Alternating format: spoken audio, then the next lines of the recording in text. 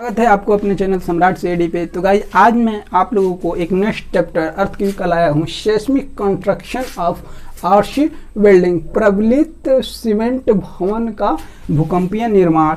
तो इसके बारे में हम कुछ पॉइंट लिखे हैं जो इम्पोर्टेंट हैं, जो एग्जाम में आते हैं।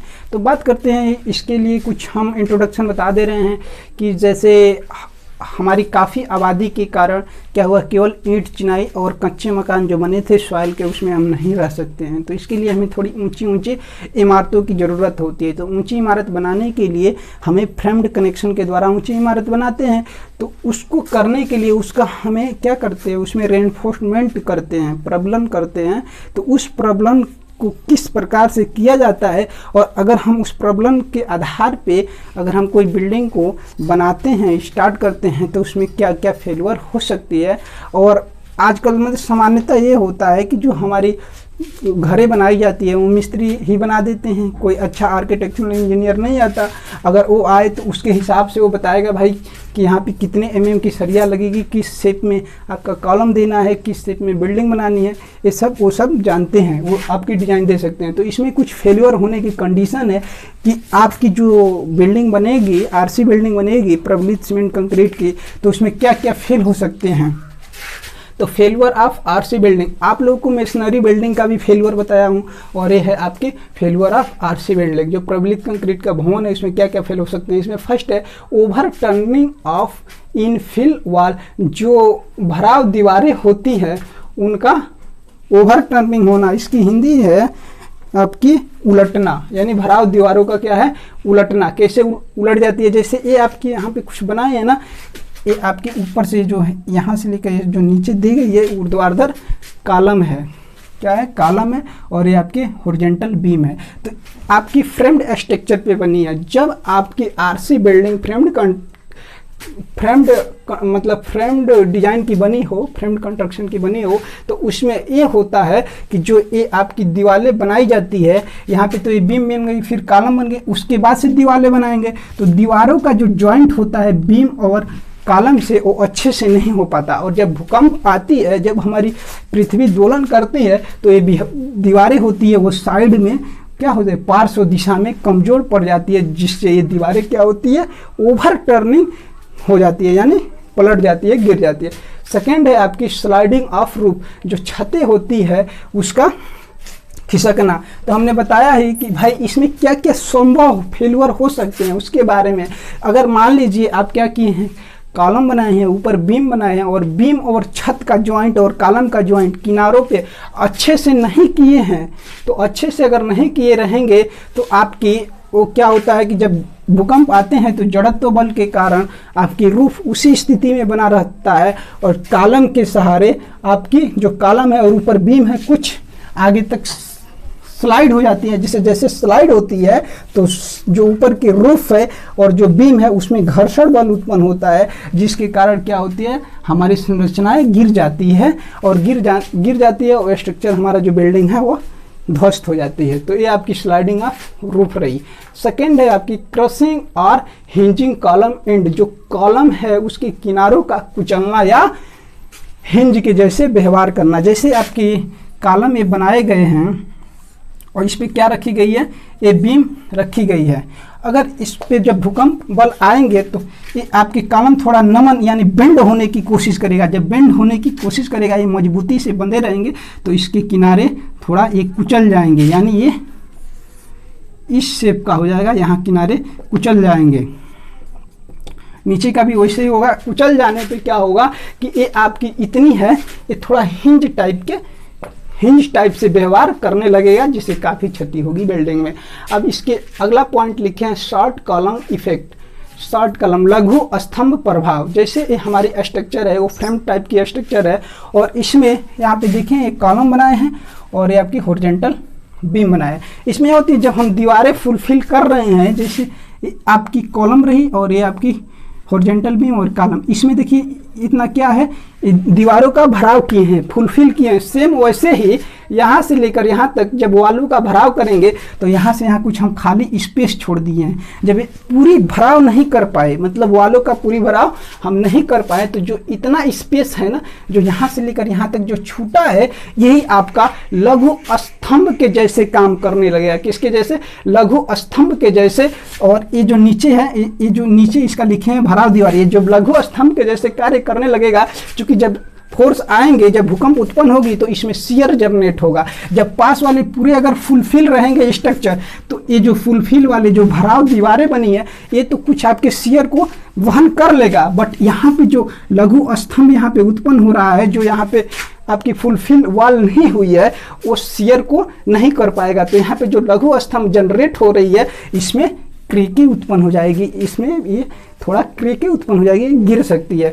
अब इसके नेक्स्ट पॉइंट है डायगोनल क्रेकिंग इन कॉलम। जो आपके स्तंभ होते हैं उनमें विकर्ण तनन, क्या है? विकर्ण विफलता या क्रेकिंग। तो इसमें ये होता है, जैसे हमारे एक कॉलम है, इस कॉलम में जब भूकंप आती हैं, जैसे एक बार हो गए, जब भूकंप आती है तो इसमें डायगोनल शेप में आपकी विफलता आ जाती है।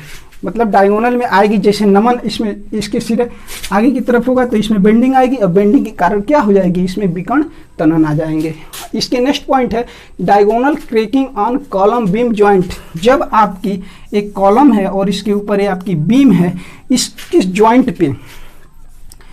ज्वाइंट पे क्या होगी? ये आपकी बार लगी हुई है, इसकी ज्वाइंट भी विफल कर देगी। जब आपके भूकंप आएंगे तो ये थोड़ा भूकंप की अर्थक्रिस्ट पे है, तो इसके तुलना में क्या होगा? थोड़ा तेजी से मूव करेगा। ये केवल संभावनाएं व्यक्त की जा रही है। अगर इन सब चीज़ों का सुधार करेंगे ना, तो आपकी आरसी बिल्डिंग फेल नहीं होगी। ये केवल फेल्यूर बताए जा रहे हैं। इस कंडीशन में आपकी बिल्डिंग फेल हो जाएगी अगर आप इस प्रकार का अगर उसमें सावधानी नहीं बरतते हैं तो। ठीक है, अगर ये सिंपल सपोर्टेड बीम पे के अनुसार रखें, जॉइंट अच्छे से नहीं किए हैं, तो ये भी आपकी फेल कर सकती हैं। इसके नेक्स्ट पॉइंट है pulling out of reinforced bar. Pulling out मतलब ये है कि जो आपकी बार है, क्या जो आपकी बार उसमें लगी है, जैसे ये कॉलम है और ये आपकी बीम है, इसमें जो बार लगी हुई है, जो सरिया लगी हुई है, बेंडिंग के कारण ये पुलिंग आउट बाहर भी निकल सकती है। बाहर अगर अच्छे मटेरियल से ज्वाइंट ना की गई हो, अच्छे वो कंक्रीटिंग से इसको नहीं लगाई गई हो, तो ये क्या, ये सरिया है, बेंडिंग के समय भूकंप आने जो आ रही है उसके टाइम ये बाहर निकल सकती है। ये संभावनाएं हैं आपके फेल्यूर होने की। इसकी नेक्स्ट पॉइंट है सिंकिंग ऑफ फाउंडेशन। ये तो बहुत बार बता दिया हूँ कि नींव का विफलता, नींव की विफलता कैसे, जो नीचे की जो सॉइल है अगर थोड़ा स्ट्रॉन्ग, मतलब कोई अर्थक्रिस्ट लेयर, कठोर लेयर पे आपकी फाउंडेशन नहीं बनी है, फ्लेक्सिबल मतलब अपलिफ्ट करने वाली सॉइल पे, जो स्वेलिंग होता है ना, स्वेलिंग वाले सॉइल पे अगर आपकी फाउंडेशन बनी है तो बहुत जल्दी नष्ट हो जाएगी, गिर जाएगी, या लिक्विफिकेशन हो जाता है सॉइल का नीचे का, तब भी आपकी फाउंडेशन है वो गिर जाती है, स्ट्रक्चर पूरा गिर जाता है। तो इसका हमें ध्यान दिया जाता है। जो नेक्स्ट पॉइंट है critical section in framed structure. ढांचेदार संरचना में संवेदनशील भाग, जो आपकी संरचनाएं ढांचेदार होती हैं, इसमें कौन कौन से भाग संवेदनशील होते हैं? तो जो आपकी देखिए, जब आते हैं भूकंप तो क्या होता है कि जो आपकी कॉलम होती है, जो बीम होती है, इसके एंड पॉइंट पे क्या होता है, यहाँ पे अपरूपण बल ज़्यादा होता है इसके जॉइंट पे। इसीलिए आप यहाँ पे जो वो क्या होता है, जो रिंग प्रोवाइड करते हैं, स्टीयर्स प्रोवाइड करते हैं, इसीलिए इसके किनारे पे अधिक दे देते हैं, क्योंकि यहाँ पे मोमेंट सबसे अधिक होता है। तो यहाँ से लेकर ये आपकी संवेदनशील पार्ट है, जहाँ पे बीम और कॉलम का ज्वाइंट होता है, उसके देखिए बीम के h/6 और ये जो कॉलम इसके भी h/6 पर जो भाग होता है वो क्या होते हैं, ज़्यादा संवेदनशील होते हैं, क्योंकि इसमें अपरूपण बल सबसे ज़्यादा उत्पन्न होता है। जैसे यहाँ पे इस सेक्शन को मैं बड़ा बनाया हूँ क्योंकि ऊपर से लोड ये आ रही है स्ट्रक्चर का, नीचे से आपकी वो जो बल है वो लग रही है, मान लीजिए गुरुत्वीय फोर्स लग रही है, ग्रेविटेशनल फोर्स, और इसके साइड जो है उसके साइड में आपके क्या लग रहे हैं, देखिए ये शियर लग रहे हैं, इसके कटने के, मतलब शियर क्या है, एक दूसरे स्तर को कटने का प्रयास करें, उसे हम शियर फोर्स करते हैं, तो इसके किनारे शियर लग रहे हैं। तो ये आपकी हो गई critical section in framed structure की, इसकी कौन कौन से भाग संवेदनशील है, जहाँ पे ज्वाइंट है वो आपकी क्या है, संवेदनशील है। बात करते हैं डिटेलिंग ऑफ बीम की। जो बीम होती है उसमें जो बार प्रोवाइड करते हैं उसकी क्या क्या डिटेलिंग है, तो आप तो हमारे साथ ड्राइंग पढ़े ही हैं, केवल उसी को बना दीजिए और उसके बारे में लिख दीजिए, ये आपकी डिटेलिंग हो जाएगी। तो इसमें दो बार प्रोवाइड करते हैं, एक है लॉन्गिट्यूडनल रेनफोर्स्ड और एक है शियर रेनफोर्स्ड। जो आपकी हॉरिजॉन्टल बार डाली जाती है ना, वो आपकी लॉन्गिट्यूडनल का कार्य करती है। जो शियर सहने की क्षमता जो स्टीरअप्स डालते हैं वो आपकी क्या होती है, शियर रेनफोर्समेंट होती है। अब लॉन्गिट्यूडनल के बारे में बात कर रहे हैं, उसमें हम ड्राइंग में पढ़ाते हैं यही कि अगर आपकी सिंपल सपोर्टेड बीम है तो नीचे की तरफ आपकी मेन बार, ऊपर की तरफ एंकर बार। तो आप इसमें क्या करेंगे, भूकंप रोधी में, सेस्मिक वाले वेल्डिंग में दोनों की तरफ ही मेन बार डालेंगे और इसमें जो शियर रेनफोर्स डालेंगे वो मध्य में क्या करेंगे, दूर दूर स्पेस पे डाल देंगे, लेकिन इनके बीच की दूरी कभी भी d/2 से अधिक नहीं होनी चाहिए। d क्या है, इसकी यहाँ से लेकर यहाँ तक बीम की डेप्थ है, इससे अधिक इसकी स्पेसी नहीं होनी चाहिए। जितनी स्पेसी यहाँ है इसके किनारे पे, यानी जो इसके लगभग 2d, यहाँ से लेकर सपोर्ट से लेकर यहाँ तक 2d स्पेस तक इसके d/4 पे स्टीरअप्स लगाएं। मतलब ये जो है ना, इनके बीच में एक और स्टीरअप डाल दें यहाँ तक 2d दूरी तक, तो ये आपकी शियर रेनफोर्समेंट हो जाएगी।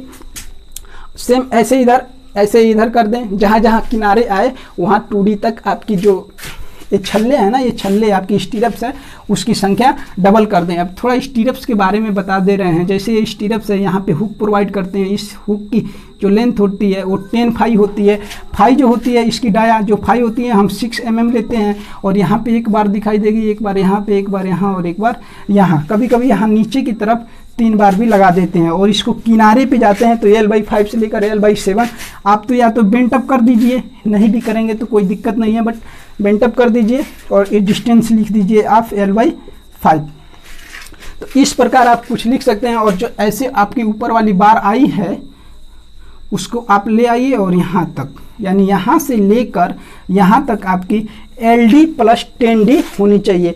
LD+10D जो डेवलपमेंट लेंथ और +10D के बराबर, यहाँ से लेकर यहाँ तक इस बार को बेंट अप कीजिए। सेम नीचे वाले को ऊपर ले जाकर इतना ही LD+10D तक इसे भी मोड़ देना चाहिए। केवल ये मत लिखिए कि भाई ये LD डेवलपमेंट लेंथ है तो इसके RC में कैसे कैसे क्या करेंगे। RCC में आप पढ़े होंगे डेवलपमेंट लेंथ के बारे में, इसके बारे में डिटेल बस इतना लिख दिए, फिगर बना दिए, आपका हो गया। इसे S1 कर दिए, जैसे S1 यहाँ तक स्टीरअप्स प्रोवाइड किए हैं, सेम वही डिस्टेंस से यहाँ S1 कर दीजिए, इसके बीच की दूरी को S2 कर दीजिए। तो इस प्रकार आप शियर रेनफोर्समेंट कर सकते हैं और इस पर लॉन्गिट्यूडनल रेनफोर्समेंट कर सकते हैं और ड्राइंग थोड़ा अच्छे से बना लीजिए। अब बात करते हैं इसे, अब हम हैं और एक और टॉपिक है उसे हम बताते हैं। बात करते हैं, देखिए यहाँ पे डिटेलिंग ऑफ कॉलम, जैसे वैसे डिटेलिंग ऑफ बीम था, यहाँ डिटेलिंग ऑफ कॉलम। यहाँ इसमें भी जो कॉलम की डिटेलिंग करते हैं इसमें भी 2 बार आती है, एक लॉन्गिट्यूडनल रेनफोर्स्ड और शियर रेनफोर्स्ड। ये वर्टिकल डाली जाती है वो आपकी लॉन्गिट्यूडनल होती है, जो ये आपकी स्ट्रिप डाली जाती है वो आपकी क्या है, शियर रेनफोर्स। जो शियर रेनफोर्स है शियर को वहन करती है, जो लॉन्गिट्यूडनल रेनफोर्समेंट जो बार डाली जाती है वो इसके स्ट्रेंथ उत्पन्न करती है और नमन को ये बियर करती है। तो इसमें आप क्या करेंगे, एक ऐसे जैसे बनाया है ना, ये ड्राइंग बना दीजिएगा। बनाने के बाद इसके एट रैंडम साइज लिख दीजिएगा, जैसे 1.3 मीटर यहाँ से लेकर यहाँ तक, और इसकी हाइट 10 सेंटीमीटर, यहाँ से यहाँ 30 सेंटीमीटर। अपने हिसाब से कुछ वैल्यू लिख दीजिएगा, ड्राइंग तो पढ़े ही होंगे हमसे, वही वैल्यू इसमें पूरा छाप दीजिएगा। और यहाँ पे इन 2 चीज़ों को दिखा दीजिएगा। भाई यहाँ जो येलो है, यहाँ की जो चढ़ाव की लेंथ है वो 48 फाई होती है और इसकी जो यहाँ से यहाँ है वो 40 सेंटीमीटर। बस ये ड्राइंग बनाकर कुछ चीज़ें लिख दीजिएगा और यहाँ इसका एक सेक्शन बना दीजिएगा। ऊपर का एक सेक्शन ऐसे बनेगा, बीच में स्टीरअप्स और यहाँ पे इस बार को प्रोवाइड हो, इसका थोड़ा डिटेलिंग कर दीजिएगा कि यहाँ से यहाँ ये 10 फाई है और इसकी साइज आप A, इसकी साइज B, किसी भी साइज की है, ठीक है। सेम ऐसे अब आते हैं डिटेलिंग ऑफ RC जॉइंट, जो प्रबलित सीमेंट कंक्रीट की जो जॉइंट बिल्डिंगें होती है उसकी जॉइंट का कुछ यहाँ पे बनाए हैं। जैसे फर्स्ट है आपकी roof beam and exterior column. जो आपकी बाहर की कॉलम होती है उस पर जो बीम का कनेक्शन होता है कैसे करते हैं। ये तो नीचे का पोर्शन कॉलम का है, जो ऊपर वाली बीम आएगी ना उसके इस बार को नीचे तक लेंथ को लाएंगे। इस लेंथ को कितना लाएंगे तो येलो तक लाएंगे। येलो कितना है 48 फाई तक ला करके नीचे बेंड कर देंगे और इसमें आप क्या करेंगे, स्टीरअप्स प्रोवाइड कर देंगे। ये आपकी स्टीरप्स है, स्टीरप्स प्रोवाइड कर देंगे, नीचे भी स्टीरप्स प्रोवाइड कर देंगे। इसकी कुछ डिटेलिंग की भाई इसका सेक्शन ए है, आपका ए है, बी है, और इसकी जो नीचे बार डाली गई है वहाँ 3 दिखा दीजिएगा, ऊपर आपकी एंकर बार 2 दिखा दीजिएगा, यहाँ से यहाँ है वो 10 फाई है, इसे दिखा दीजिएगा ए और बी, और इसका सेम सेक्शन इससे कर दीजिएगा ए डैश और बी डैश, ठीक है। और ये आपकी स्टीरप्स है, उसमें मेन रेनफोर्स बार इसकी वर्टिकल डाली गई है इस कॉलम की। ये आपकी हो गई roof beam and exterior column. एक है roof beam and interior column, अंदर है, और जो रूफ बीम आकर के जुड़ी है, ये अगले मंजिल के लिए रूफ जो कॉलम है वो निकाली गई है, आकर के जुड़ी है। तो यहाँ से यहाँ तक जो है इसमें रेनफोर्समेंट ये जो है ना शियर वाला दिखा दीजिएगा, 2D तक थोड़ा घना डाला गया है, और ऐसे ही 2D तक थोड़ा घना डाला गया है, और इसकी डी डेप्थ है, और इसकी एक सेक्शन और इसकी एक सेक्शन दिखा दीजिएगा।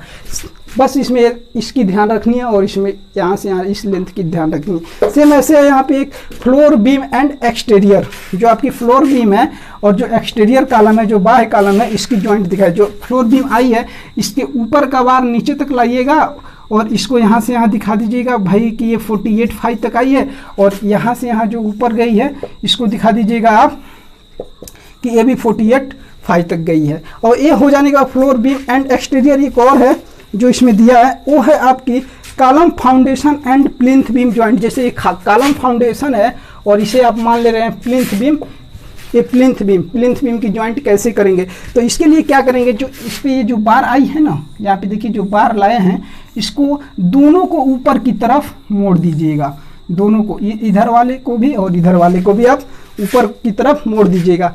चूंकि एक्सटीरियर की बात कर रहे हैं तो केवल इतना आएगा, और इधर 2 है, ऊपर की तरफ कितना मोड़ेंगे 48 फाई जर्नली मोड़ करके आप लिख दीजिएगा। तो ये आपकी कुछ जॉइंटों का सिंबल रहा, जो बहुत हल्के मैंने आपको बता दिया, केवल ड्राइंग बना लेते हैं। तो ये इसमें आपकी पूरी फुल में 5 में 5 नंबर मिलेगी। और ज़्यादा जो क्वेश्चन और भी बताए हैं जो हमारी वीडियो है वो नीचे डिस्क्रिप्शन में लिंक है, जा करके उसे देखिए, पसंद आए तो लाइक कीजिए।